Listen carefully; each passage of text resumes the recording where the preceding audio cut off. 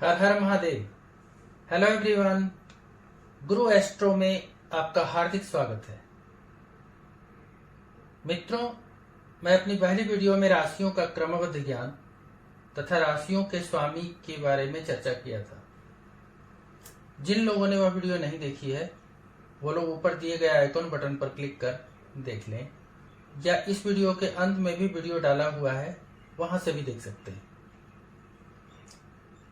मित्रों, इससे पहले कि मैं वीडियो स्टार्ट करूं, प्लीज चैनल को लाइक करें, सब्सक्राइब करें, शेयर करें तथा बेल आइकन को दबाना ना भूलें, ताकि मेरी नई वीडियो का नोटिफिकेशन आप तक शीघ्र पहुंच जाए।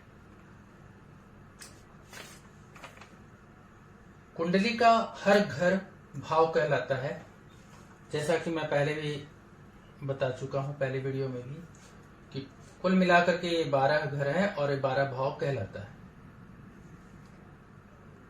लेकिन किन किन भावों से किन किन बातों का विचार करना होता है, ये जानना बहुत आवश्यक है। इसलिए आज मैं इसी बिंदु पर बात करूंगा। तो स्टार्ट करते हैं। ये सबसे पहला प्रथम भाव, यहां मैंने लिख रखा है प्रथम भाव। प्रथम भाव जो सेंटर का घर होता है, ये घर प्रथम भाव कहलाता है। इस भाव से जातक का शरीर, आत्मा, रूप, विवेक, स्वभाव, आकृति, रंग, आचरण, आत्मबल, मानसिक स्थिति, शारीरिक गठन इत्यादि भावों की जानकारी प्राप्त की जा सकती है। अब यहां आप देख सकते हैं, इसमें लिखा है हमने 3, 6, 7, 11। इसका मतलब यह है कि इस भाव में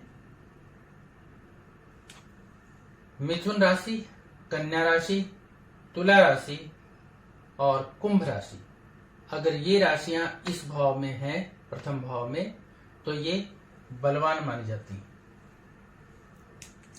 नेक्स्ट, द्वितीय भाव। द्वितीय भाव, ये इस घर को द्वितीय भाव कहते हैं। इस घर से धन धान्य, कुटुंब, मृत्यु, वाणी, विद्या, मित्र, आंख, नाक, स्वर, गायन, प्रेम, संचित पूंजी, सुंदरता और मृत्यु का कारण भी इस घर से या इस भाव से जाना जाता है। तीसरा भाव, ये तीसरा भाव तृतीय भाव। तृतीय भाव से हम लोग क्या जानते हैं? तृतीय भाव छोटे भाई बहन का घर होता है। इस घर से हम छोटे भाई बहन के बारे में जानते हैं। इसको पराक्रम का घर भी कहते हैं, धैर्य का घर, शौर्य का घर। अगर आप डिजीज के बारे में देखें तो श्वास से संबंधित, यानी डिस्निया, सांस लेने में दिक्कत, इससे संबंधित जितनी बीमारियां हैं वो थर्ड हाउस से पता की जाती हैं। छोटे भाई के साथ साथ, छोटे भाई या छोटे बहन के साथ साथ भतीजा और भतीजियों के बारे में भी विचार इसी भाव से करते हैं। नेक्स्ट, चतुर्थ भाव। अब अगर चतुर्थ भाव की बात करें तो चतुर्थ भाव ये भाव है। चतुर्थ भाव से मुख्यतः माता, भूमि, भवन, वाहन, घर और सुख का विचार किया जाता है। पेट से संबंधित रोग, यकृत के रोग, गर्दन व कंधों का विचार इसी घर से या इसी भाव से किया जाता है। तो किसी अगर हमने किसी के माता के बारे में पता करना, उनके माता के साथ रिलेशन कैसे रहेंगे या माता का उनके ऊपर कैसा प्रभाव रहेगा, तो उसके फोर्थ भाव का विचार हम करते हैं। यहां हमने लिखा है 4, 10 और एक और राशि है 12, यानी कर्क राशि, मकर राशि और मीन राशि। इन 3 राशि, अगर ये तीनों में से कोई भी राशि फोर्थ हाउस में है तो वो बलवान मानी जाती है। इसके बाद पंचम भाव। पंचम भाव से मुख्य रूप से इसको विद्या का भाव भी बोलते हैं और पुत्र भाव भी बोलते हैं, संतान भाव भी कहते हैं इसे। तो विद्या और संतान, इनकी गणना इसी भाव से की जाती है। यंत्र मंत्र, बुद्धि, देशभक्ति, लॉटरी सट्टा इत्यादि का ज्ञान भी पंचम भाव से ही ज्ञात करते हैं। नेक्स्ट, षष्ठम भाव। षष्ठम भाव में अगर आप देखें तो इसमें षष्ठम भाव जो होता है उसमें रोग, ऋण, शत्रु, चिंता, भय और मुकदमा के बारे में जानकारी छठे भाव से प्राप्त की जाती है। ये छठे भाव से इनका विचार किया जाता है। गुदा का स्थान भी इसको माना जाता है, इस एरिया, इस छठे भाव को। मामा की स्थिति और ननिहाल, इन दोनों के बारे में भी जानकारी 6th हाउस से ली जा सकती है। छठे भाव के बाद नेक्स्ट भाव जो हमारा होता है वो 7th भाव है। अब 7th भाव पत्नी का स्थान होता है। अगर ये पुरुष की कुंडली है, जातक अगर पुरुष है तो ये पत्नी का स्थान होता है 7th हाउस या 7th भाव।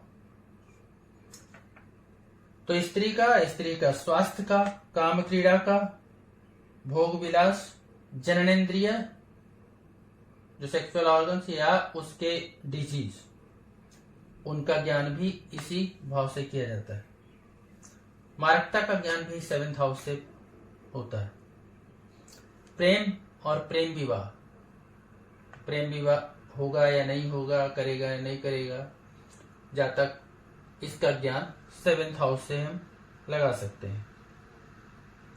स्त्री का, अब जैसे अगर पुरुष का है तो स्त्री का हुआ, तो उसकी पत्नी का ये स्थान हुआ। तो पत्नी का रंग, रूप, शील, चरित्र तथा यदि स्त्री की कुंडली है तो पति का रंग, रूप, शील और चरित्र का ज्ञान 7th हाउस से किया जाता है। एक चीज और यहां छूट गई कि ये तलाक का भी ज्ञान यहां से होता है 7th हाउस से। पाइल्स, ज्यादातर अगर 7th भाव से ही पाइल्स का पता लगाया जाता है, जिसको बवासीर कहते हैं। 7th हाउस में अगर वृश्चिक राशि है तो वो बलवान मानी जाती है, इसलिए मैंने यहां पे 8 लिखा हुआ है। अब हम अष्टम भाव की बात करेंगे। 7th भाव की बात हमने अभी करी थी। अब अष्टम भाव ये भाव है। अष्टम भाव से आयु की, मृत्यु की या मृत्यु सदृश पीड़ा, डीप थिंकिंग, विदेश निवास, पूर्व जन्म का ज्ञान और स्त्रियों का मांगल्य विचार भी इसी भाव से करते हैं। समुद्र यात्रा के बारे में भी इसका विचार इस भाव से विचार करते हैं। तो मुख्य रूप से ये इस भाव को थोड़ा शुभ नहीं माना जाता है। क्योंकि ये मृत्यु या मृत्यु सदृश से पीड़ा देने का इसका भाव होता है, इससे ज्ञान किया जाता है। नेक्स्ट, नवम भाव।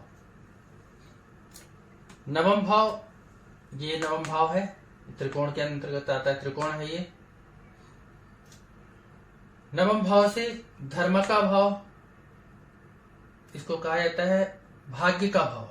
भाग्य का, किसी जातक का अगर भाग्य पता करना है तो नवम भाव को देखते हैं।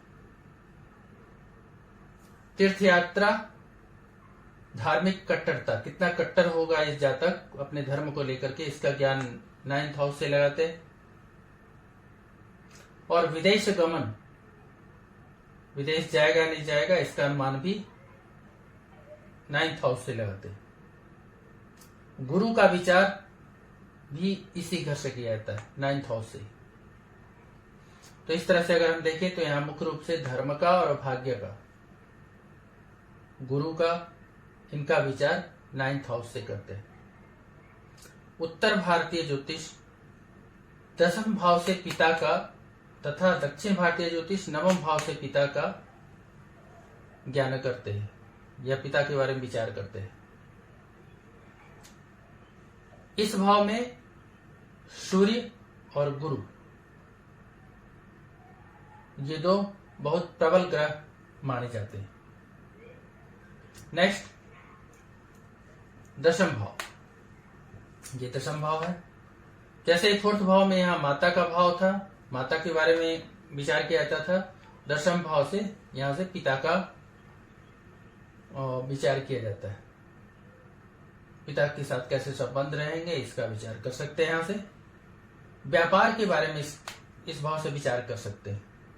पद प्राप्ति, नौकरी, रोजगार, सरकारी या अर्ध सरकारी सेवाएं, आत्मविश्वास और ज्ञान, ये सारा कुछ 10th हाउस के अंतर्गत ही आता है।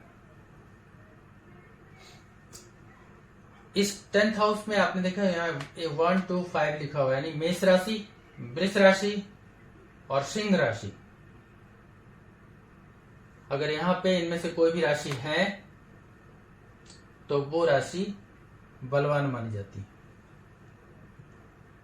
नेक्स्ट ये 11th हाउस या 11 भाव। एकादश भाव से यहाँ पे रोजगार हुआ, रोजगार से जो धन उत्पन्न हुआ वो आय होगा, इनकम। तो यहाँ इस भाव को इनकम का भाव कहा जाता है, आय का, लाभ का, प्रशंसा का और गुप्त धन का। गुप्त धन का भाव 11th हाउस माना जाता है। जैसे आप 3rd हाउस से छोटे भाई बहन का ज्ञान कर सकते हैं, उनके बारे में विचार कर सकते हैं, तो 11th हाउस से बड़े भाई या बड़ी बहन के बारे में विचार करते हैं। और ये लास्ट 12 भाव, 11 यहां पे ये 12 भाव। 12वां भाव, 12वां भाव ये आय का भाव है, ये 12वां भाव व्यय का भाव है, यानी खर्च का भाव। शत्रुओं का वृतांत, गुप्त शत्रु के बारे में भी हम इसी से जानकारी प्राप्त करते हैं। लेफ्ट आई यानी वाम नेत्र के बारे में यहां से विचार कर सकते हैं, करते हैं। पैर के बारे में यहां से विचार करते हैं, पैर में किसी तरह की प्रॉब्लम होगी या नहीं होगी, है या नहीं है। दरिद्रता के बारे में, आकस्मिक खर्चा, हॉस्पिटल के जो खर्चे होते हैं उनका विचार ये 12th हाउस से ही करते हैं। और एक लास्ट ये कि अगर मनुष्य की मृत्यु हो जाती है तो मृत्यु के पश्चात उसकी गति कैसी रहेगी उसका विचार भी 12th हाउस से ही करते हैं। तो इस प्रकार से हमने देखा कि प्रथम भाव से लेकर के क्रम से 12वें भाव तक हर भाव अलग अलग विषयों के निमित्त जुड़ा हुआ है, और जिस विषय पे हमें विचार करना होता है उस विषय पे उस विषय से संबंधित भाव का विचार करते हैं या भाव को ध्यान में रखते हैं। जैसे किसी ने कहा कि उसका घर बनेगा या नहीं बनेगा, मकान उसका अपना होगा कि नहीं, तो हमने बताया 4th भाव में माता, भूमि, भवन, वाहन, इनका विचार यहाँ करते हैं। तो हम ये देखते हैं कि लग्न कुंडली या जो कुंडली है ये, उसमें 4th हाउस की क्या पोजीशन है, 4th हाउस में जो ग्रह हैं उनकी क्या स्थिति है, वो सब देखने के बाद हम इसका विचार कर सकते हैं। तो अब अगर हम नेट सेल में अगर इनको देखें तो कुछ ऐसा समझ सकते हैं, ऐसे बहुत सारे भाव हैं जो ऑल ऑफ सडन इतना मेमोरी में नहीं रहता। तो आप इसको एक नट सेल में ऐसा कुछ याद में रख सकते हैं कि जो प्रथम भाव है लग्न का भाव है, लग्न के भाव में वो जो भी जिस जातक की कुंडली है, जातक का शरीर, रंग, रूप, विवेक, मानसिक स्थिति, मेंटल कैपेसिटी इत्यादि, आकृति, सब कुछ के बारे में पता लगता है। यानी जो जिसकी कुंडली है उसके खुद के शरीर के बारे में, शरीर और मन का पता यहां से आप लगा सकते हैं। दूसरे से धन और कुटुंब का, कितना धन उसके पास होगा और उसके कुटुंब के साथ कैसे रिश्ते होंगे। जो थर्ड हाउस से ये पराक्रम का भाव है और छोटे भाई बहन के साथ इनके कैसे संबंध रहेंगे, इसका ज्ञान कर सकते हैं। फोर्थ हाउस से माता, भूमि, भवन और वाहन, घर, सुख इत्यादि के बारे में हम ज्ञान कर सकते हैं। फिफ्थ हाउस से विद्या और संतान का विचार किया जाता है। सिक्स्थ हाउस से शत्रु, रोग, ऋण इत्यादि का विचार सिक्स हाउस से करते हैं। सेवेंथ हाउस से पत्नी या पति का, जैसी कुंडली है उस हिसाब से, डेली इनकम का। एट्थ हाउस से मृत्यु या मृत्यु सदृश पीड़ा का, डीप थिंकिंग का, रिसर्च एक्टिविटी का। नाइन्थ हाउस से भाग्य और धर्म का। 10th हाउस से पिता का, रोजगार का, सरकारी या गैर सरकार अर्ध सरकारी सेवाओं का। 11th हाउस से इनकम का, आय का। और 12th हाउस से व्यय का, यानी जो इतना यहाँ पे हुआ इनकम उसमें कितना खर्च होगा और जो खर्च होने के बाद कितना बचेगा वो ये सेकंड हाउस है। इस प्रकार से आज हमने 12वें भाव के बारे में विचार किया। नेक्स्ट वीडियो में आगे के इसी क्रम में हम आगे बढ़ेंगे, तो आप लोग इसको ध्यान में रखें। इस वीडियो को देखने के लिए आप लोगों का बहुत बहुत धन्यवाद। Thank you for watching this video. नमस्कार।